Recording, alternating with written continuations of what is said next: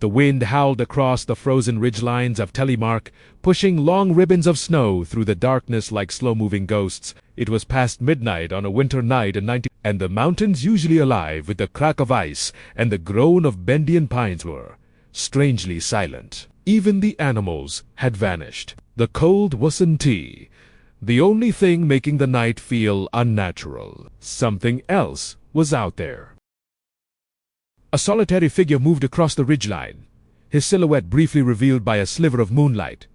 A man in a thick wool coat, a leather satchel tied tightly across his chest, and heavy boots pressing deep into the snow. Every few steps, he stopped, listened, and then moved again. His name was Jonas Nilsson, a shoemaker from a small Norwegian village, whose profession had become the perfect cover for something the Nazis never suspected, something hidden beneath the soles he crafted by hand.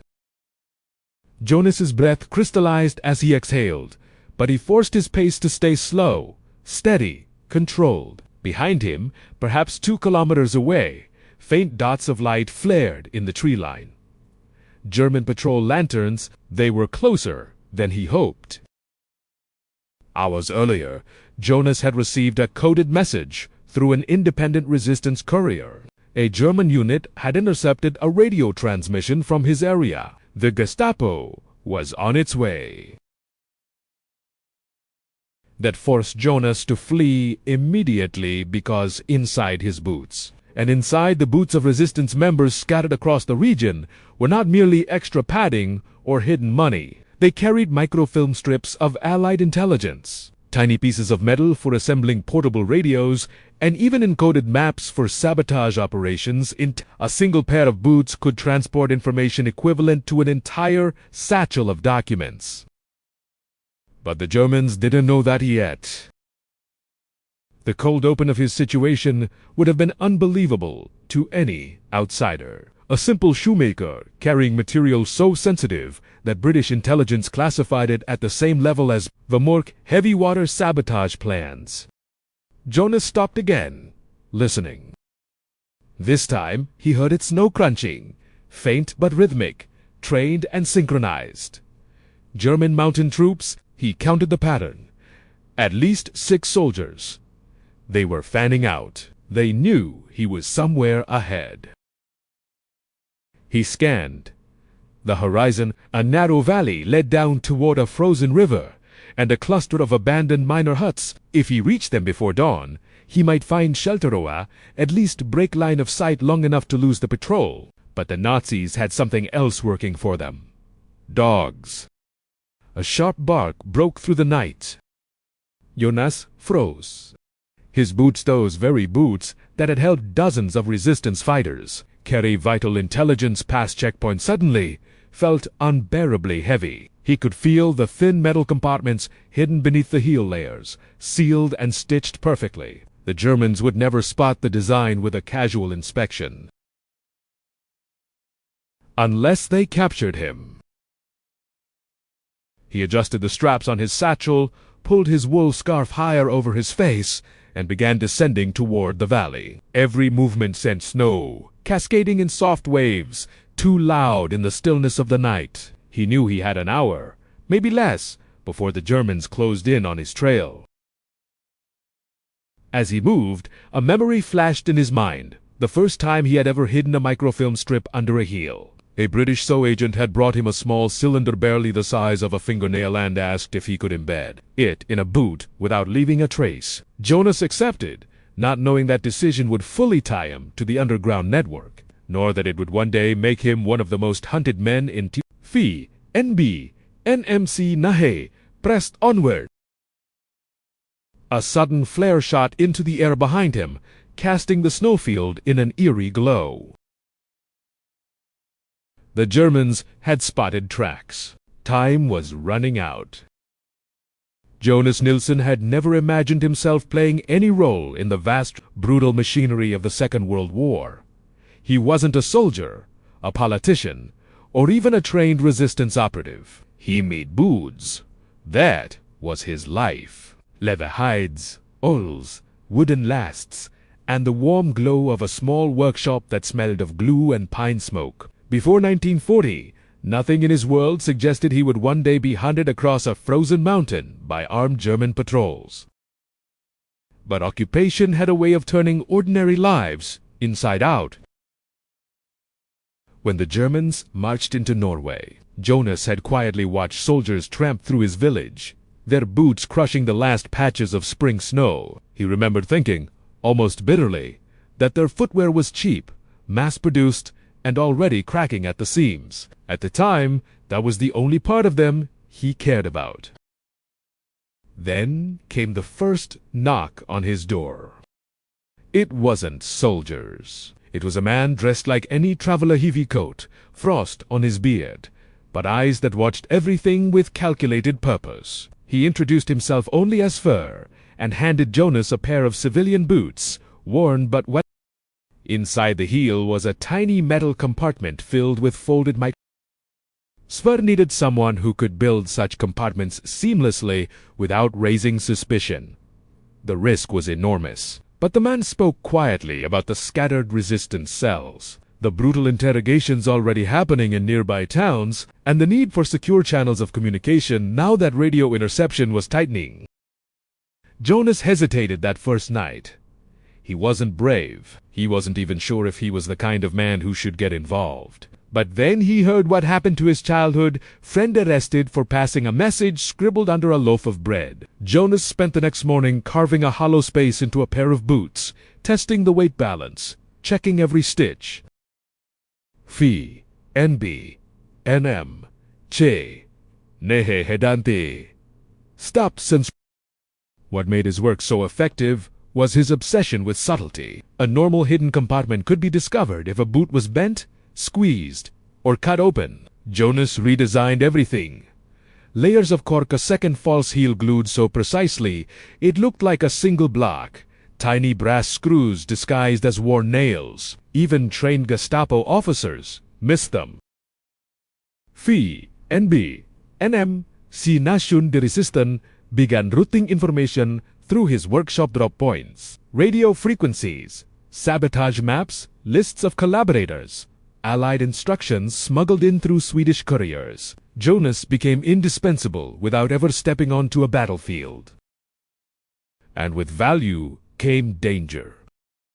By late 1942, a German signals unit triangulated several illicit radio transmissions to an area near Jonas's village. They didn't know who was responsible, but they knew someone local was enabling it. The Gestapo began questioning farmers, tailing fishermen, raiding homes. 2 weeks before Jonas fled into the mountains, they arrested a young courier and dragged him to Skien for interrogation. Jonas never learned what the courier told them. He only knew the Germans suddenly grew far more interested in boot. Now, in the present, with the patrol lanterns drawing closer on the snowfield, those memories felt painfully sharp. He continued down the valley path, boots sinking deep into powder that muffled most of his steps. His breath came faster now, not from exhaustion, but from the weight of everything he carried. Inside his own heels were 3 microfilm strips, one containing a partial schematic of a German communications outpost, another listing supply convoys heading toward Ryu, and a third, with names too many names of villagers, secretly aiding Allied. If the Germans captured him alive, they would tear apart those boots within minutes. The barking grew louder behind him. Jonas scanned the landscape. To his left, a jagged rise of rock jutted from the snow, the remains of an old avalanche path. To his right, the valley dipped sharply into a ravine filled with wind-blown drifts. Both routes were dangerous. Both could kill him if he made a mistake. But staying on the open valley floor would guarantee capture. He chose the ravine. Jonas moved quickly, sliding down the slope, his boots digging in hard to slow his descent. Snow sprayed around him in small bursts. The cold air stung his cheeks, and branches clawed at his coat. At the bottom, he crouched behind a cluster of ice-coated shrubs and waited. Moments later, he saw shadows crest the ridge above him. 6 German Gebirgsjäger, soldiers, mountain troops, fast and well-trained, spread out in a line. Their rifles were raised, their dogs strained at leashes, noses buried in the snow. One soldier shouted orders, and the formation shifted. They weren't guessing anymore. They were tracking him with precision. Jonas checked the satchel, strapped across his chest, only a small tool pouch, some dried bread, a canteen, and a folded scrap of paper with an address. He didn't know who lived there. Men insisted he deliver it without reading it, but he knew it must be important. If they were risking a courier route, this dangerous. Above him, a flare hissed into the sky and burst into harsh white light, illuminating the entire ravine. Jonas squeezed his eyes shut for a second, then forced himself to look. The Germans now knew exactly where he was. He had minutes left, maybe less. He tightened his scarf, steadied his breath, and prepared to move again, because once the Nazis understood what was hidden inside his boots, they wouldn't just hunt him, they would never stop. The slope narrowed into a steep, uneven stretch of frozen ground where the snow had hardened into a glassy crust. Every step Jonas took risked snapping the surface and sending sound across the valley like brittle bones breaking in the cold. But he had no choice behind him. The dogs were closing in. Their barking was rhythmic now, confident, the kind that signaled they were following an active and narrowing trail. Jonas paused behind a low ridge of wind-packed snow and crouched, his gloved hands trembling not just from the cold, but from the weight of what he was carrying. Inside his left boot heel was something far more important than microfilm that night. A tiny copper coil, thin as thread meant for assembling a clandestine radio transmitter the resistance needed for their next operation. Without it, a whole cell in Rjukan would go dark. Without that cell, an Allied supply drop would fail. And without that supply drop, the sabotage team targeting Vemork's heavy water facility would lose their last lines of coordination. Sometimes the smallest pieces of metal shifted the weight of a war. He forced his breathing to slow the way the British liaison officer had taught him. Count 4 seconds in. Hold. Exhale slowly. Quiet your heartbeat until it blends with the wind. A calm mind doesn't slip in the snow. But Kalamdidunti changed the fact that the Germans were dividing into 3 search wedges, a tactic he recognized from stories shared by other resistance fighters. One group moved along the ridgeline. Another traced his footprints through the valley he'd crossed. The third, likely the one with the dogs, advanced straight down the center, cutting the distance. Jonas scanned the terrain. A natural narrow pass ahead, barely 2 meters wide, was formed by 2 boulders jutting from the frozen earth. If he reached it, he would have a natural choke point. But a choke point was only useful to someone with a weapon. Jonas had none. He did, however, have something else. Inside the satchel strapped to his chest were several pairs of unfinished boot soles, each embedded with hollow wooden cores painted to look like layers of leather. They were meant to hold film or tiny tools for other couriers. Tonight, they were simple decoys, but decoys had value in the right moment. Jonas crawled forward, careful not to disturb the surface snow, until he reached the pass. The stone walls curled inward, funneling the wind into a soft whistle. He knelt behind a boulder, pulled off his satchel, and opened it with slow, deliberate movements. He took 3 unfinished soles and laid them near the entrance to the pass. The trick was to make them visible enough to raise suspicion, but not so obvious that they felt staged. Then he did something far riskier. He reached into his own boot, loosening the inner stitching with the tiny hooked needle he always kept in his pocket. It was barely larger than a fish. His hands shook from the cold as he worked the hidden compartment loose. He removed the microfilm strip and encoded map, showing German fuel depots in the region, and tucked it deep beneath a rock crevice behind him. The copper coil in the other boot stayed where it was, that one could not leave his possession. Footsteps crunched in the distance. A dog barked sharply. Jonas felt the vibration of moving boots through the ground before he saw the shadows. V, and B, and M, the NATO German soldiers, approached the pass first, rifles raised, scanning the air for movement. They were cautious, trained, and frustrated by the cold. One of them kicked the snow angrily as he stepped forward. His boot struck one of the hidden soles. He stopped. Higher itivas, EST, higher here. Something is here. The second soldier knelt and picked up the soul, turning it in his hand. Jonas watched carefully. They were unsure, but suspicious. The design was too clean, too deliberate. A real discarded soul would look worn, not new. The soldiers shouted to the rest of the patrol. Within moments, 3 more arrived, including the handler with the dogs. The animals sniffed aggressively at the abandoned pieces of footwear. One began circling, confused by the overlapping scents of leather, wool, and Jonas's own sweat. Perfect. Confusion was the friend of every resistance courier. Faye, NB, NM, Che. Nize Germans fanned out, searching the surrounding rocks. Never realizing that Jonas lay just 12 meters away, pressed flat against the snow behind a narrow overhang. His body felt fused to the ice. Every muscle stiff, his heartbeat loud in his ears. A single sneeze from the cold wood, and everything. Minutes passed, then 10 more. The dogs paced, uncertain. Finally, an officer barked an order. Wir folgen der Spur zur. Seke weiter Nordwesten. We follow the trail back. Continue asked. They were shifting direction. Jonas forced himself not to breathe in relief too loudly. He knew they would still be in the area. Still searching, still convinced he was close. But the diversion bought him something more precious than warmth or shelter: time. As the last soldier disappeared behind the ridge, Jonas slowly rose, retrieved the microfilm from the crevice, resecured his boot heel, and tightened the laces. His legs were numb, but they could still carry him. Now he needed to move fast before the Germans regrouped. Ahead of him, deep inside the valley, the faint outline of the abandoned miner huts emerged through the rising fog. Safety wasn't there, but something he needed was a chance to vanish into the mountains, completely. Snow swept across the plateau in restless sheets, obscuring Jonas's vision as he fought his way toward the ridge. The storm had arrived faster than any forecast from the resistance scouts, fast enough that the world around him dissolved into swirling white.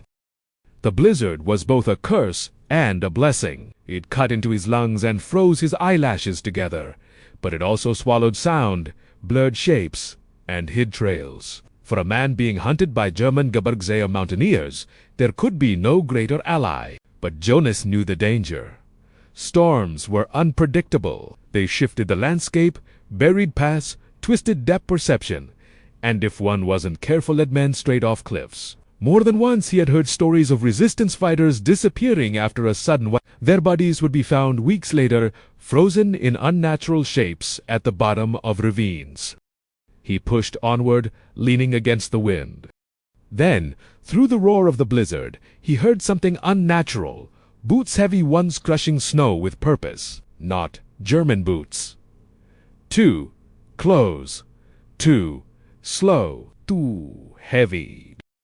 These were illusions. The storm created decos that bounced off snowdrifts and cliffs, replicating footsteps that didn't exist. Hunters in the mountains had given it a name: false footsteps. The wind carried old sounds, twisting them until they felt like someone was walking beside you, or behind you. Jonas's heart raced. He forced himself to breathe slowly. The mind played tricks when fear grew too large. He had to stay alert, not jump at shadows.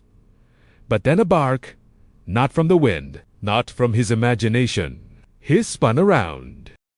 Through the haze, faint and blurry, a dark figure emerged, then another. Shapes moving low to the ground, followed by bulky silhouettes behind them. Dogs. Germans. They had not lost him. They had merely circled around, using routes the resistance rarely tracked because they were too exposed to avalanche risk. Jonas crouched behind a broken slab of granite protruding from the snow. His breath fogged the wool covering his face, and he closed his eyes to calm his nerves. The Germans were adapting. They had realized he wasn't just another local fleeing curfew. They were coordinating now, forcing him into a shrinking pocket of terrain. Phi, NB, NM, Sinahay Hatu chain tactics. Across the ridge was a narrow pass known among local hunters as Dead Man's Gate, a place where the wind carved sharp ridges into the snow, making the ground uneven, fragile. But Jonas knew something the Germans didn't. Beneath the surface lay a network of hollow pockets. Step on one, and the snow would collapse. But if approached carefully, a man could cross by testing pressure with a stick or boot edge. He turned toward it.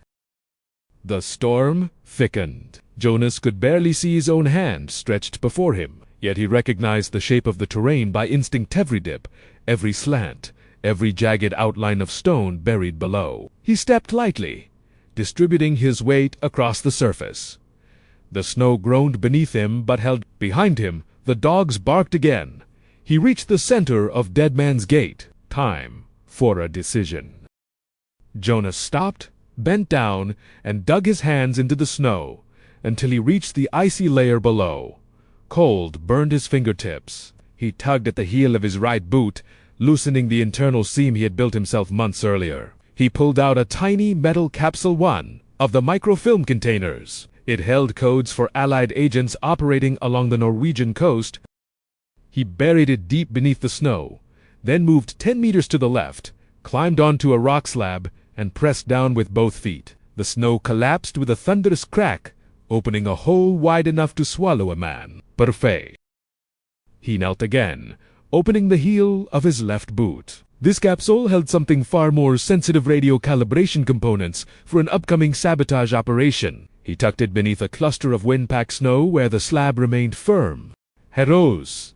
Now came the dangerous part. Jonas backtracked several steps, brushing over his own footprints with a branch he'd picked up earlier. Then he moved to the right, stepping into a fresh patch of unstable snow. He pressed deeper, leaving clear tracks that led directly toward the collapse zone. To anyone following the trail, it would look like Jonas had panicked in the storm, run across unstable ground, and fallen to his death. He took one final look at the false trail. Then he turned sharply toward a concealed ledge on the far side of the ridge. Behind him, he heard shouts, German voices, close enough now that individual words pierced the storm. The dogs' barking grew frenzied as they followed his scent. Jonas didn't need to see them to know what they would find next. Crushed snow, a whole, broken surface, the perfect illusion of a fatal fall. He slipped behind the ledge, pressing flat against the stone as the storm wrapped him in white. Snow piled over his knees, then his waist. The wind screamed, drowning all other sound. But beneath the roar, he heard it. Footsteps arriving at the collapse zone. Raised voices. One soldier shouting into the storm. Venselance Jonas exhaled slowly.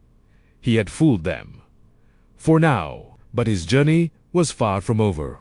The storm finally broke at dawn. A pale band of light stretched across the eastern sky, pushing aside the oppressive darkness that had clung to the mountains throughout the night. The snow settled into a deceptive calm, smooth, untouched, innocent, hiding the violence, fear, and desperate struggle that had unfolded only hours before. Jonas lay buried beneath a thin layer of powder in the hollow of a boulder field. The fall had knocked the breath out of him, and for a moment he had drifted into a half-conscious state where the boundaries between exhaustion and sleep blurred dangerously. But instinct had forced him awake. He couldn't afford rest. Not while the Nazis were still out there. He lifted his head slowly. The mountain ridge above him was quiet. No barking, no crunching boots, no searchlights sweeping through the trees. Had they given up? He doubted it. German discipline did not break so easily. But if the weather had worsened on the ridge, if the dogs had lost the scent, or if the patrol commander had decided the terrain was too treacherous, then he might have been granted the small miracle he needed. He reached into his coat and pulled out the heel pieces he had removed from his boots during the chase. The compartments were still intact, cold, metallic, and unbelievably precious. Inside them were microfilm containing decoded German troop rotations, the location of 2 new Gestapo sets, and the most important piece of all, a frequency list for German encrypted field radios captured by an Allied spy weeks earlier. If any of this reached London, it would reshape how Allied forces tracked German operations across all of Norway. He slid the pieces back into his pack and tightened the straps. Jonas pushed himself upright, hands trembling. His entire body felt bruised, frozen, and hollowed out by exhaustion. But he was alive, and that was enough. The slopes ahead descended toward Ryukan Valley, where a network of abandoned sheds, hunting cabins, and resistance hideouts stretched for kilometers. Somewhere out there, a contact named Einar Lund would be waiting. If Jonas could reach him, the microfilm would be safe. He took his first step. Pain shot up his leg where the dog had bitten him, but he gritted his teeth and kept going. Each step became a tiny victory foot. Breath, balance, foot, breath, balance. The world shrank to that simple rhythm. The sun climbed slowly, turning the snow into a field of glittering shards. After nearly an hour, he finally saw a thin column of smoke curling upward from a cluster of trees deep in the valley. A cabin. He changed his direction immediately. The closer he moved, the more details emerged. A collapsed fence, a wagon track half buried in snow, an old sawmill wheel frozen in place beside a creek, and then a figure stepped out of the cabin. Jonas stopped instantly, crouching behind a drift. The figure moved slowly, pushing open the door with one hand while adjusting a scarf with the other. No helmet, no rifle, no uniform, but resistance fighters often disguised themselves. The figure raised an arm and waved once, not urgently, but deliberately. A signal. Jonas hesitated, then stepped out. The man jogged toward him through the snow, smiling despite the cold. "Jonas, you're alive!" Etha. He stopped himself. Some words didn't need finishing. Einar. Jonas whispered. "Yes, come, quickly. You look like you've fought half the German army." Jonas almost laughed. Inside the cabin, heat hit him like a physical force. A fire crackled in the stone hearth. On the table lay maps, radio parts, and a pot of melted snow water. Einar helped him remove his coat, then stared at Jonas's boots. "You brought it, didn't you?" Jonas sank onto a wooden bench and nodded. Einar didn't ask how close the Germans had come. He didn't need to. He simply reached for Jonas's pack and opened it with the care of someone handling explosives. When he saw the metal heel compartments, he exhaled slowly. "This," he whispered, "might change everything." Jonas closed his eyes, letting the heat warm his frozen skin. But the moment of relief didn't last long. A distant sound rolled across the valley font, rhythmic, metallic. German boots. Einar stiffened. Jonas already knew what it meant. "They're searching the valley," Jonas said. "We still have time," Einar replied. "There's a tunnel behind the cabin, an old root cellar that leads into the rock bed. They won't find it." Jonas looked toward the window. Across the white expanse of the valley, the German patrol emerged from the treeland, the same unit that had chased him all night. Lanterns bobbed at their belts, rifles slung over their shoulders. Dogs in front, noses low. They were tired, but determined. Einar grabbed the microfilm and the radio frequency list, sealed them in a waxed pouch, and slipped it into a larger satchel lined with wool. "You've done your part," he said quietly. "From here, we take it forward." Jonas looked at his own boots, scuffed, torn, punctured, almost destroyed. Boots that had carried intelligence worth more than gold through one of the harshest terrains of the war. Boots that had turned a simple shoemaker into the target of a full Gestapo hunt. He pulled in a slow breath and nodded. Einar opened the trapdoor beneath the cabin floor. Jonas descended into the darkness. As the door shut above him, sealing him away from the patrol outside, a thought settled over him, heavy, final, and strangely peaceful. History would never remember his name, but the war would remember what he carried. And for men like Jonas, that was enough.